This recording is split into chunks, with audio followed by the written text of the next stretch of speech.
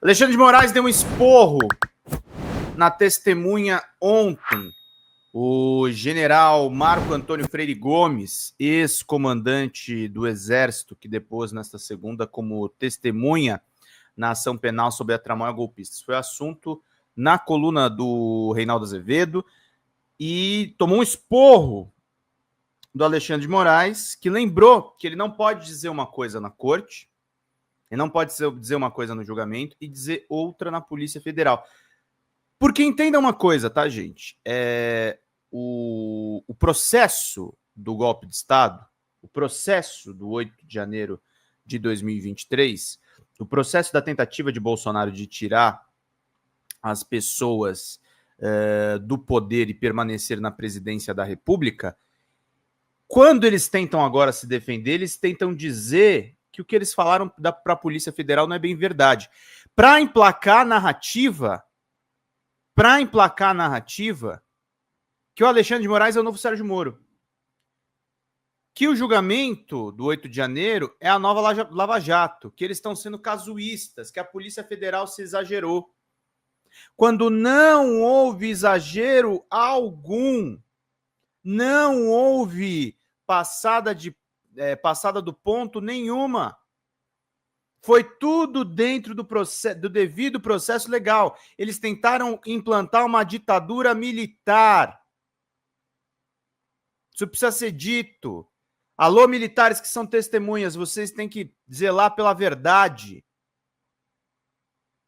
Vocês têm que zelar pela verdade. Vocês têm que zelar pelo mínimo de decência. Se não quiserem jogar de uma vez o nome de vocês no lixo da história. Vocês têm que zelar pelo mínimo. Porque se vocês não zelarem pelo mínimo, a justiça vai ser implacável com vocês todos. O Adriano Diogo me disse uma coisa certa vez. Ele diz: os militares se acham no direito de serem os gestores do país. E eles não são sequer um poder. Eles não são gestores de coisa nenhuma no país. Eles não são gestores de nada que foi constituído. Os militares são empregados do Estado. Os militares têm deveres e obrigações, têm deveres e funções dentro do Estado. Deveres e obrigações foi ótimo, né, Pedro? Redundância gritante. Eles têm deveres e funções dentro da democracia. Eles têm os deveres de defender as nossas fronteiras, de defender a nossa soberania, e, no entanto, os militares no Brasil, eles prestam desserviço, que é desestabilizar o ordenamento institucional mínimo. É dar golpe de Estado. É submeter a República a golpes e mais golpes, sem nenhuma previsibilidade para o crescimento efetivo do país. Que foi algo que foi entregue nos governos de Lula e Dilma. Previsibilidade institucional, respeito ao devido processo legal, respeito aos poderes. E isso os militares não suportam. Por isso é bom que Alexandre de Moraes esteja dando os seus pitos, esteja dando os seus esporros, esteja colocando rédeas nessas pessoas que não estavam em Brasília num passeio, não estavam em Brasília curtindo a vida, não estavam em Brasília num domingo no parque, não estavam em Brasília fazendo nada. Eles estavam, de fato, tentando subverter, e eles iam mergulhar o Brasil em alguma coisa parecida com uma guerra civil. Eles iam mergulhar esse país em algo parecido com uma guerra civil, ou não algo pior. Ou não uma ditadura. Por que não mais uma ditadura de 21 anos? Dessa vez com o Bolsonaro à frente. Por que não um regime de exceção em que as pessoas não escolham mais absolutamente nada? Por que não, gente? Por que não regime militar sem Bolsonaro à frente? Porque talvez um dos receios de Jair fosse que os militares, que têm meios para isso, dessem o golpe, tirassem o Lula da presidência e não deixassem ele na presidência. Como diz o policial no áudio, eles queriam arrancar a cabeça de Alexandre de Moraes. Eles iam provocar um banho de sangue. E nós ficamos isso aqui, um pouquinho só disso acontecer. Por isso o golpista agora é na cadeia. E os militares que forem testemunhar no julgamento, eles têm que falar a verdade. Eles têm que falar o que foi dito para a Polícia Federal. É o que o Gervásio Degan, esses militares parecem mercenários milicianos. Sim. Eles desonram a farda, eles desonram o país. Eles jogam a reputação do Brasil no lixo. Eles jogam a honradez em nome de ficar a favor do cidadão de bem no subterrâneo. Eles nos privam de ter uma evolução real nesse país. Eles nos privam de ter uma estabilidade mínima nesse país. Os militares querem a bagunça. É a tal, eu vou usar uma palavra aqui, e com todo respeito aos meus amigos anarquistas, porque não é de anarquismo que eu estou falando, mas é de uma certa anarquia militar. E militares não podem ser anarquistas, essa que é a questão. O ideário do movimento anarquista é muito belo, muito bonito, e ele requer uma disciplina. Ele requer um foco.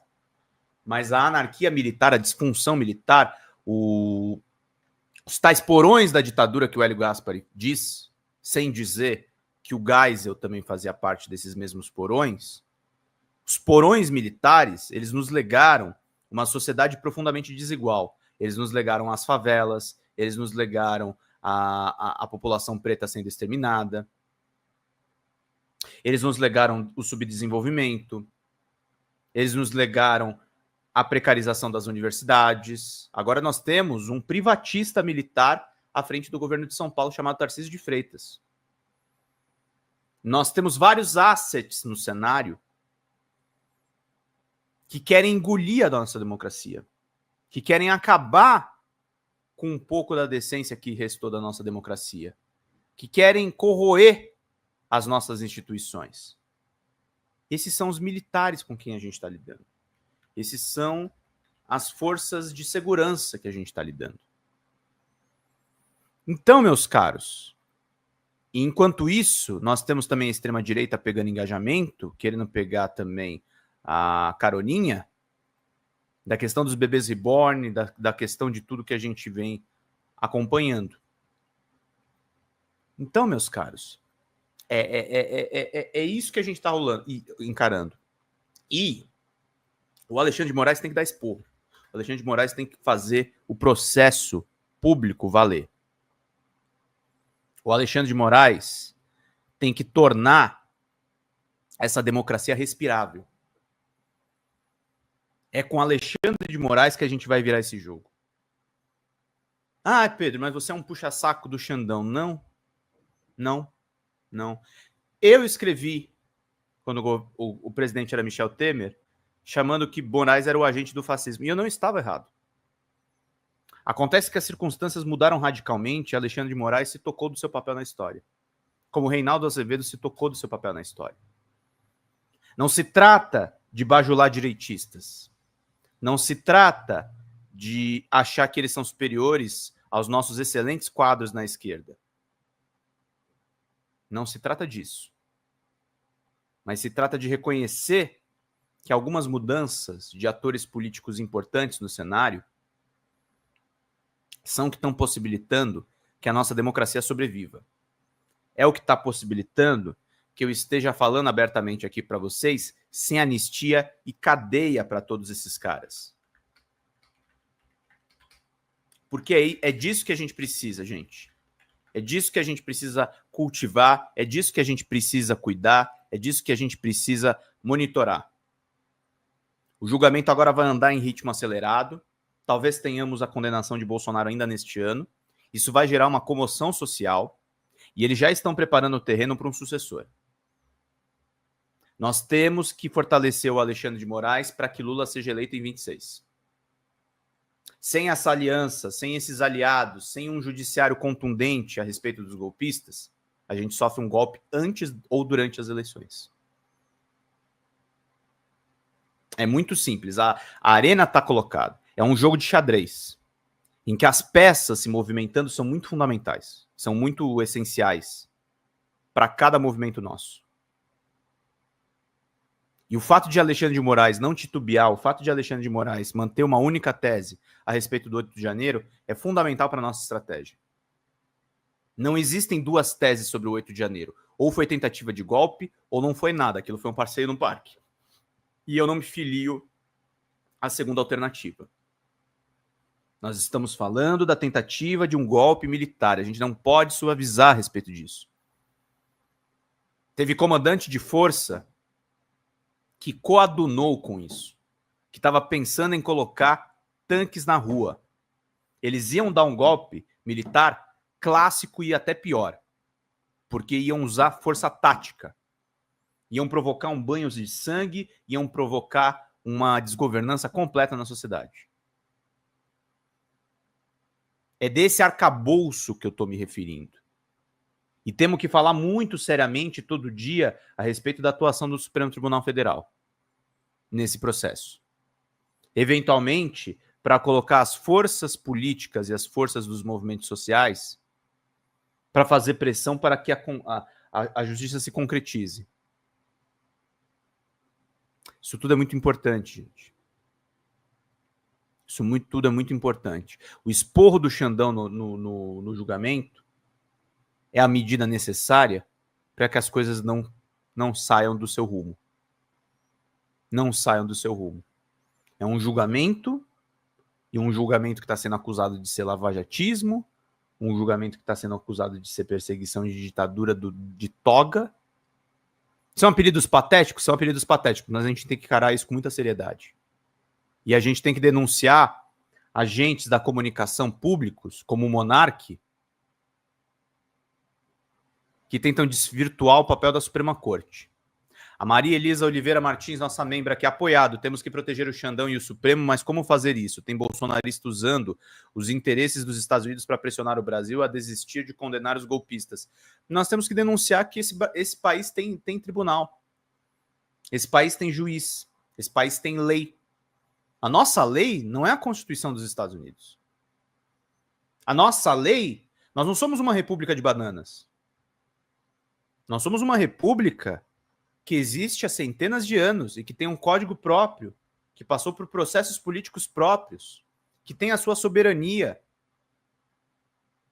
que tem as suas diretrizes, as suas iniciativas, um país praticamente continental. A defesa do Xandão não é a defesa do Lula, não é a defesa da esquerda, é a defesa do nosso país. Todo mundo que faz o que eu estou fazendo neste momento aqui, falando a respeito desse julgamento e assumindo posição, é um verdadeiro patriota. O patriota não é o cara que veste a bandeira do Brasil e que sabe cantar o hino nacional. O patriota não é o cara que lambe bota de militar. O patriota é aquele que é consciente e que sabe criticar as instituições quando tem que ser criticadas e que sabe defender as instituições quando elas estão sendo atacadas. As nossas instituições estão agora, nesse momento, sob ataque. A Lava Jato foi um ataque internacional ao Brasil. Isso é uma coisa que precisa ficar muito clara. Não foi só uma perseguição ao presidente Lula. A perseguição do presidente Lula foi 5% do problema. E os empregos que foram ceifados? E as empresas que foram quebradas? A quebra da Odebrecht não se trata de ser assessor de imprensa da Odebrecht. E nem de nenhuma construtora, não passo pano para nenhuma. Erraram muito. Teve muita corrupção. Só que a questão é a seguinte: nós temos um país para tocar e a gente não pode perder empregos. Com o avanço da inteligência artificial, com o avanço das mídias, do cenário digital, simplificando os processos de emprego, nós precisamos de proteger os nossos trabalhadores, proteger os nossos sindicatos, proteger as nossas instituições. Foi muito precisa e muito feliz a fala do senador Jacques Wagner, nesse escândalo do INSS, não se trata de defender aquela ou outra instituição, mas de entender que o ataque da extrema-direita dentro desse crime é minar os sindicatos, é minar as associações de trabalhadores. Isso é ser patriota, gente. Isso é gostar do Brasil, é gostar desse país. É gostar desse povo trabalhador.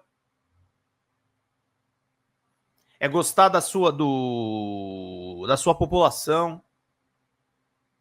Desse país que cresceu tanto sob Lula, que nós chegamos nas principais economias mundiais, que nós ganhamos o destaque nunca antes visto na ONU.